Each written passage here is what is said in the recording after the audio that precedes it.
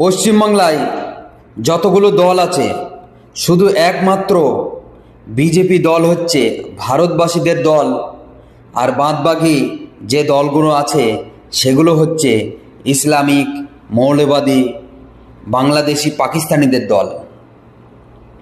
বলছি, এই পশ্চিমবাংলায় বিজেপির কি অবদান আছে? ভারতবর্ষ স্বাধীন হওয়ার পর বিজেপি কি করেছে?